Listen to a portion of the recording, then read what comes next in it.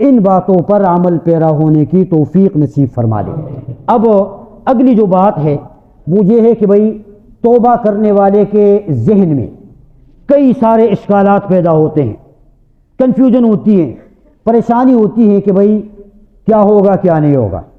تو یہ 6 چیزیں ان سے اپنے آپ کو بچا کے بھی رکھیں گے، اور آگے عام طور پر 6 قسم کے اشکالات جو ہے یہ ذہن میں پیدا ہوتے ہیں۔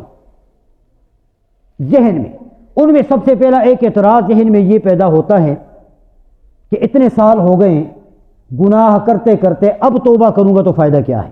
10 سال گزر گئے، 20 سال گزر گئے، 5 سال گزر گئے گناہ کرتے کرتے، اب تو گناہوں سے بھرا ہوا ہوں، اب توبہ کروں گا تو فائدہ کیا ہے؟ اعتراض ہوتا ہے نہیں ہوتا؟ شیطان روکتا ہے نا، یہ وسوسے آتے ہیں نا۔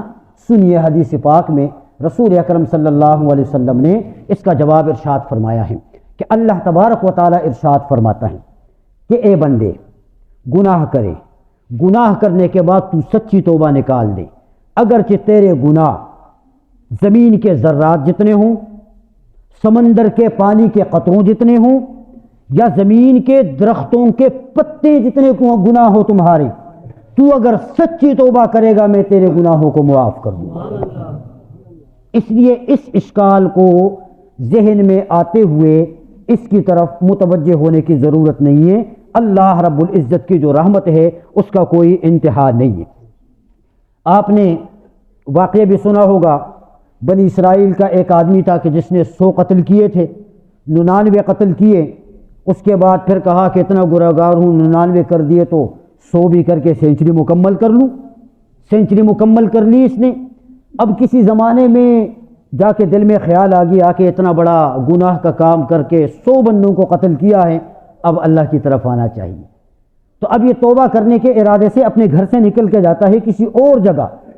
اس کو نہیں پتا کہ موت راستے میں کھڑی انتظار کر رہی ہے۔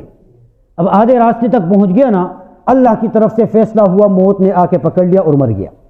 اب جب مر گیا عذاب کے فرشتے حاضر ہوئے، اور دوسری طرف رحمت کے فرشتے بھی حاضر ہوئے۔ عذاب کے فرشتوں نے کہا کہ بھی گناہگار 100 بندوں کا قاتل ہے، ہم پکڑ کے اسے جہنم میں ڈال دیں گے۔ رحمت کے فرشتے کہتے ہیں کہ نہیں، گناہگار تو ہے، قتل تو کیے ہیں، لیکن توبہ کرنے کے ارادے سے نکل گیا تھا۔ اب ہوا نا اختلاف فرشتوں کا۔ اللہ رب العزت نے فیصلہ فرمایا کہ بھی آسان حل یہ ہے کہ زمین کے فاصلے کو ناپا جائے۔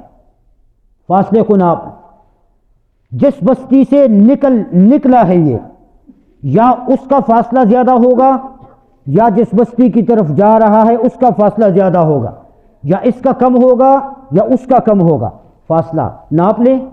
اب جب فاصلہ ناپنے لگے تو جس بستی کی طرف یہ جا رہا تھا توبہ کرنے کی نیت سے، اللہ نے زمین کے اس حصے کو حکم دیا کہ بھئی تو سکڑ جا۔ اب وہ حصہ زمین کا سکڑتا گیا، سکڑتا گیا، سکڑتا۔ جب پیمائش اسی جگہ پر یہ فرشتے پہنچ گئے تو جس بستی سے یہ نکل کے جا رہا تھا اس کا فاصلہ بڑھ گیا، دوسری طرف کا کم ہو گیا۔ رحمت کے فرشتوں نے اٹھایا اور اٹھا کر کہا کہ ہم اس کو جنت میں لے کے جائیں گے۔ اللہ نے اسے جنت میں داخل کیا۔ اب یہ کیا ہوا؟ یہ ہوا کہ یہ نہیں سوچے بندہ کہ میں نے گناہ کیے ہیں تو میں توبہ کروں گا، فائدہ کوئی نہیں ہوگا، فائدہ ہے۔ دوسرا اشکال جو ذہن کے اندر پیدا ہوتا ہے وہ یہ ہے کہ بھئی توبہ تو میں نکالتا ہوں لیکن کیا کروں؟ دوست نہیں چھوڑتے، یار نہیں چھوڑتے، گیدرنگ ایسی ہے کہ وہ راضی نہیں ہوتے، دوست ناراض ہو جاتے ہیں، اور اگر رضامندی کرنے کے لیے کوئی میں کر لوں کوشش تو وہ دھمکی دیتے ہیں، کیونکہ دوستوں کے پاس تو راز ہوتے ہیں نا، راز تو ہوتے ہیں، وہ دھمکی دے دیتے ہیں کہ بھئی اگر ہماری جماعت سے ہٹو گے تو فیس بک پر تمہیں بدنام کر دیں گے، نیٹ پر تمہیں بدنام کر دیں گے، تمہاری بدنامی کر دیں گے، تھٹ کرتے ہیں وہ بدنام کرنے کے لیے۔ اب یہ بندہ پریشان ہے کہ میں توبہ کروں تو میں کیسے کروں؟ اس کا بھی حل شریعت نے بتایا ہے، اور اس کا حل یہ ہے کہ جب آدمی کسی فیصلے کے اوپر ڈٹ جائے نا تو پھر یہ سدا بصحرا ہو جائے، دنیا کی کوئی طاقت کچھ نہیں کر سکتی، یہ بندہ نکل جاتا ہے، پھر اللہ کی مدد کے اندر بھی بندہ جو ہے یہ آ جاتا ہے، پھر یہ ہے کہ ذلت کے جو نقشے ہیں وہ مٹ جاتے ہیں، اور ذلت کے نقشوں سے اللہ پاک عزت کے نقشے نکال دیتا ہے۔ واقعہ موجود ہے کتابوں میں، ایک صحابی حضرت مرشد رضی اللہ تعالی عنہ، یہ مکہ میں تھے، پھر ہجرت کر کے مدینہ چلے گئے۔ ہجرت سے پہلے، اسلام سے پہلے مکہ میں ایک عورت کے ساتھ ان کے تعلقات تھے، غناق نامی عورت تھی، افیئرنس تھا ان کا، ایک تعلق تھا زمانہ جاہلیت میں۔ پھر بعد میں اللہ پاک نے اسلام کی دولت عطا فرمائی تو ہجرت کر کے مدینہ چلے گئے۔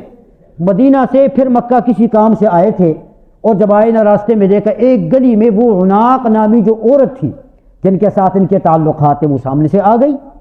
اب وہ جب سامنے سے آ گئی، آپ جانتے ہیں کہ جب ایک عرصے کے بعد بچھڑے ہوئے دو آپس میں مل جاتے ہیں تو عورت کی تو کمزوری ہوتی ہے، اس نے تو کہہ دینا ہے آئی love you, I miss you, کہتے ہیں نا، ہاں اس نے بات کر دی کوئی۔ جب اس نے بات کی تو حضرت مرشد رضی اللہ تعالیٰ عنہ فرمانے لگے کہ بھئی میں تیری طرف نہیں دیکھنا چاہتا۔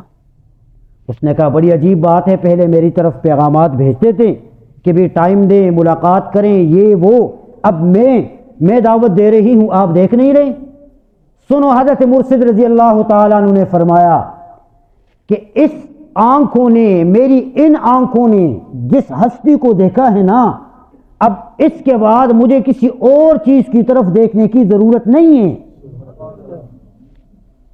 وہ نہیں سمجھی، اس نے ہاتھ آگے بڑھانے کی کوشش کی، کیونکہ کلوزنگ جو تھی پہلے، وہ یہ سمجھ رہی تھی کہ کچھ نہیں کہے گا۔ اس نے جب چھونے کی کوشش کی تو حضرت مرشد رضی اللہ تعالیٰ عنہ نے فرمایا کہ دیکھو بھائی، تلوار میرے پاس ہے، اگر ہاتھ بڑھایا نا اس تلوار سے تیرا سر قلم کر کے رکھ دوں گا۔ اب یہ کیا تھا؟ یہ ایک فیصلہ تھا۔ گناہ کرنے کے بعد ڈٹ گیا وہ، تو جو دوست تھا اس کی دوستی اسے واپس اس غلط کام کی طرف لے کر نہیں گئی۔ اس لیے یہ کہنا بھی فضول ہے کہ بھی دوست جو ہے یہ چھوڑتے نہیں ہیں۔ تیسرے نمبر پر ایک اشکال یہ پیدا ہوتا ہے کہ بھائی یہ ہے کہ گناہ چھوڑتا ہوں، توبہ کرتا ہوں، لیکن وہ جو میموری میں خیالات ہیں نا وہ آ جاتے ہیں، پرانی یادیں آ جاتی ہیں، پرانے خیالات آ جاتے ہیں، بہت کوشش کرتا ہوں لیکن وہ ذہن سے نکلتے نہیں ہیں، تو اس لیے توبہ کرنے کی ضرورت بھی نہیں ہے، اور توبہ کرنے کا جو ہے وہ فائدہ بھی نہیں ہے۔ اب اس کا کیا کیا جائے؟ علامہ ابن حجر مکی رحمۃ اللہ علیہ نے الزواجر میں پیغمبر پاک صلی اللہ علیہ وسلم کی ایک حدیث پاک نقل کی ہے کہ آپ صلی اللہ علیہ وسلم نے فرمایا کہ جب کوئی گناہگار بندہ سچی نیت کے ساتھ اللہ کی رضا کے لیے توبہ کرتا ہے نا، تو یہ جو محافظ فرشتے ہیں، یہ محافظ فرشتے اس شخص کے گناہوں کا ریکارڈ مٹا دیتے ہیں، ریکارڈ مٹ جاتا ہے، ڈیلیٹ ہو جاتا ہے وہ، اور اس کے جسم کے جو اعضاء ہیں، جتنے جوارح ہیں، ان جوارح سے بھی وہ نقشہ مٹ جاتا ہے، اور جو زمین کا نقشہ ہے، جہاں جہاں چلا ہے، جدھر گیا ہے، جہاں جو کیا ہے، ظاہر بات ہے یہ ساری چیزیں ریکارڈ ہوتی ہیں۔ ہاں، یہ بندہ نہ سمجھے کہ میں گناہ کرتا ہوں مجھے کوئی دیکھنے والا نہیں ہے، یہ ذہن میں رکھیے گا، یہ زمین دیکھ رہی ہے، یہ دیواریں دیکھ رہی ہے، یہ چھت دیکھ رہی ہے، زمین کا ایک ایک حصہ گواہی قیامت کے دن دے گا۔ قرآن کہتا ہے یومئذ تحدث اخبارہا، ہر چیز خبر دے گی۔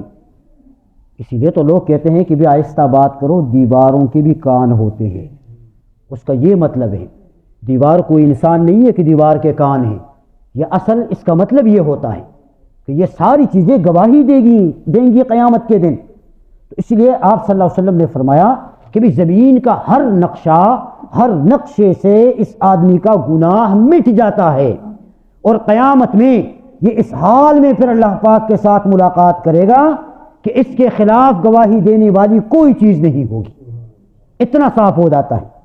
تو یہ بھی کہہ دینا کہ بھائی اتنا عرصہ گزر گیا ہے اب توبہ کرتا ہوں فائدہ کوئی نہیں، یہ کہہ دینا کہ برے دوست جو ہے وہ نہیں چھوڑتے، اس کا بھی کوئی فائدہ نہیں، یہ کہہ دینا کہ برے خیالات آ جاتے ہیں اب ان خیالات کا میں کیا کروں، اس کا بھی کوئی فائدہ نہیں۔ پانچویں چوتھے نمبر پر کیا ہے؟ یہ ہے کہ بھئی توبہ تو کرتا ہوں لیکن لگتا ہے کہ میں گناہوں سے بچ نہیں سکوں گا، میں بچ نہیں سکوں گا، کل کو پھر میں نے جا کے لگ جانا ہے، پھر جا کر مصروف ہو جانا ہے، تو اب اگر میں توبہ کروں گا تو اس توبے کا جو ہے یہ فائدہ کیا ہے؟ تو یہ جو بات ہے یہ بھی فضول ہے۔ علماء نے لکھا ہے کہ جب کوئی آدمی اللہ کی طرف متوجہ ہو کر اس طرح توبہ کر کے اللہ پاک سے مانگے کہ اے اللہ تو میری مدد فرما، تو علماء کہتے ہیں کہ اللہ کی ذات پر اس بندے کی مدد کرنا لازم ہو جاتا ہے۔ اللہ کہتا ہے کہ یہ میرے اوپر اب لازم ہے کہ میں اس کی مدد کروں گا ضرور۔ اور نقطہ انہوں نے یہ بیان کیا کہ جب ہم بسم اللہ الرحمن الرحیم پڑھتے ہیں تو بسم اللہ میں اللہ کے دو نام ذکر ہیں، ایک اللہ کا ذاتی نام ہے جسے اسم ذات کہا جاتا ہے اللہ، اور ایک اللہ کا صفاتی نام ہے الرحمن الرحیم۔ یہ ذاتی نام نہیں ہے، یہ صفاتی نام ہے، چونکہ یہ بندوں کے لیے بھی ہے تو یہ صفاتی نام۔ لیکن جب تعوذ پڑھتا ہے نا شیطان سے پناہ مانگنے کے لیے، اعوذ باللہ من الشیطان الرجیم، تو یہاں پر اللہ کے صفاتی نام نہیں ہے جس میں رحمت ہے، یہاں اللہ کا ذاتی نام اسم ذات اعوذ باللہ ہے، اللہ کا یہ ذاتی نام ہے۔ تو اللہ کہتا ہے کہ جب تو گناہ کر کے میرا نام لیتا ہے اور نام بھی صفاتی نہیں، بائی نیم مجھے کوڈ کر کے اللہ پکار کر تو کہتا ہے کہ اللہ تو میری مدد فرما، تو اللہ کہتا ہے کہ اب میرے اوپر لازم ہے کہ میں ہر موڑ پر تیری حفاظت کر کے دکھاؤں گا۔ تو یہ بات بھی ایک فضول سی بات خیال ذہن کے اندر آ جاتی ہے کہ بھئی میں کیا کروں گا، توبہ کروں گا تو میں پھر اس کے اندر آ کر جو ہے یہ لگ جاؤں گا، یہ بھی ٹھیک نہیں ہے۔ اسی طریقہ سے ایک بات یہ بھی ذہن میں آتی ہے، یہ اشکال جو ہے یہ ذہن میں آتا ہے کہ بھئی میں گناہ کرتا ہوں لیکن چلو خیر کلمہ پڑھ چکا ہوں، مومن ہوں، مسلمان ہوں، معاف کر دے گا اللہ، اللہ غفور الرحیم ہے۔ کہتے نہیں کہتے؟ سہارا ہوتا ہے نا، اللہ غفور الرحیم ہے، معاف کر دے گا۔ گناہ پھر بھی گناہ کے اوپر گناہ کرتا جاتا ہے۔ یہاں تک بات اپنی جگہ ٹھیک ہے کہ اللہ غفور الرحیم ہے، اس میں کسی قسم کا کوئی شک نہیں ہے، لیکن یہ ہے کہ جہاں اللہ غفور الرحیم ہے وہاں اللہ قہار بھی ہے، وہاں اللہ قہار بھی ہے۔ قرآن میں اللہ پاک نے ارشاد فرمایا نبئ عبادی انی انا الغفور الرحیم، بندوں کو بتا دے میرے بارے میں کہ میں غفور الرحیم ہوں۔ آگے فرمایا وَأَنَّ عَذَابِي هُوَ الْعَذَابُ الْأَلِيمُ، پر عذاب بھی میرا بڑا دردناک ہے، عذاب بھی دردناک ہے۔ تو اب جس بندے کا ظرف جتنا ہے وہ جتنا اس عذاب کو برداشت کر سکتا ہے تو وہ یہ سہارا اپنے آپ کو دیتا جائے کہ بھی گناہ کر لوں گا، اللہ غفور الرحیم ہے، معاف کر دے۔ اس لیے اللہ غفور الرحیم ضرور ہے، لیکن گناہوں میں اپنے آپ کو مبتلا کرنے سے انسان اپنے آپ کو بچا کے رکھے۔ چھٹے نمبر پر یہ وسوسہ، یہ اشکال ذہن میں آتا ہے کہ ابھی تو کافی وقت پڑا ہے، کر لوں گا توبہ، موت سے پہلے کر لوں گا توبہ۔ ہوتا ہے نا یہ، ابھی تو میں بچہ ہوں، ابھی تو بوڑھا ہوا نہیں ہوں، ابھی تو کڑیل جوانی ہے، بڑھاپے میں کر دیں گے۔ یہ سہارے ہم دیتے ہیں، یہ پٹیاں ہمیں شیطان پڑھاتا ہے کہ اس طریقے سے کر کر کے امید پر دنیا قائم ہے۔ یاد رکھیے گا پیغمبر پاک صلی اللہ علیہ وسلم نے فرمایا کہ قرب قیامت ایسا وقت آئے گا، فتنے اتنے زیادہ ہو جائیں گے کہ یصبح مؤمنا ویمسی کافرا، کہ آدمی صبح نیند سے اٹھے گا مومن ہوگا لیکن جب رات کو سوئے گا تو کافر ہوگا۔ جی اب اگر صبح کو ایمان کی حالت میں اٹھا ہے اور رات تک کوئی ایسا کام اللہ نہ کرے اس نے کیا کہ جس کی وجہ سے کفر لازم آیا اور موت آ گئی اس کو، یہ تو اللہ کی رحمت سے دور چلا گیا۔ اللہ غفور الرحیم ہے اس وقت جب اللہ کی رحمت ہو، اور رحمت اللہ کی مومن کے اوپر آتی ہے، کافر کے اوپر ہو نہیں آتی، اس لیے اس کا خیال کرنا چاہیے۔ امام جعفر صادق رحمۃ اللہ علیہ وہ یہ فرماتے ہیں کہ اللہ رب العزت نے تین چیزوں میں تین چیزیں چھپا کے رکھی ہیں۔ آپ کی توجہ ہے؟ تین چیزوں میں تین چیزیں چھپا کے رکھی ہیں۔ اللہ نے اپنی رضامندی نیکی میں رکھی ہے، لہذا تم کسی ہلکی نیکی کو نہ چھوڑا کرو۔ عین ممکن ہے کہ تم نیکی کو ہلکا سمجھ کر اس کو چھوڑ بیٹھو اور اللہ کی رضامندی اسی کے اندر ہو تو پھر تمہیں نقصان ہو جائے گا۔ دوسرے نمبر پر فرمایا کہ اللہ نے اپنی ناراضگی گناہ میں رکھی ہے، لہذا تم کسی ہلکے سے ہلکے گناہ کے قریب بھی نہ جاؤ۔ عین ممکن ہے کہ تم کسی گناہ کو ہلکا سمجھ کر اس میں کود پڑو گے اور اس کے اندر اللہ پاک کی ناراضگی ہو تو پھر بھی تمہیں کیا ہو جائے گا؟ نقصان ہو جائے گا۔ اور تیسرے نمبر پر فرمایا کہ اللہ نے اپنے ولی اور اپنے دوست ان کو بندوں میں رکھا ہے، لہذا تم کسی بندے کو حقارت کی نظر سے نہ دیکھو، کسی بندے کو تم حقیر نہ جانو۔ عین ممکن ہے کہ تمہاری نظر تکبر، نظر غرور، یہ اگر کسی ایسے غریب آدمی کے اوپر لگ جائے اور دل میں وسوسہ پیدا ہو جائے کہ یہ تو غریب ہے، اس کی تو کوئی حیثیت نہیں ہے، اس کا تو کوئی مقام نہیں ہے، اس کی تو کوئی عزت نہیں ہے، تم اپنے ذہن کے اندر یہ بیٹھ کر یہ سوچو اور اللہ کا ولی وہی ہو تو پھر بھی تمہیں کیا ہو جائے گا؟ نقصان ہو جائے گا۔ حضرت موسیٰ علیہ السلام نے اللہ رب العزت سے پوچھا تھا کہ یا رب کیف اجدک، کہ اے پیارے رب میں تجھے کیسے ڈھونڈوں، کیسے پاؤں تجھے؟ اللہ نے فرمایا عند منکسرۃ القلوب، ٹوٹے ہوئے دلوں کے لوگوں کے پاس جاؤ، میں وہاں پر تمہیں ملوں گا۔ اس لیے حقارت کی نظر سے کسی کو نہیں دیکھنا چاہیے، حقارت کی نظر سے کسی کو نہ دیکھ اے ناداں، اس لیے کہ ہر چہرہ کسی نہ کسی کا محبوب ہوتا ہے۔ اللہ ہمیں عمل کرنے کی توفیق عطا فرمائے۔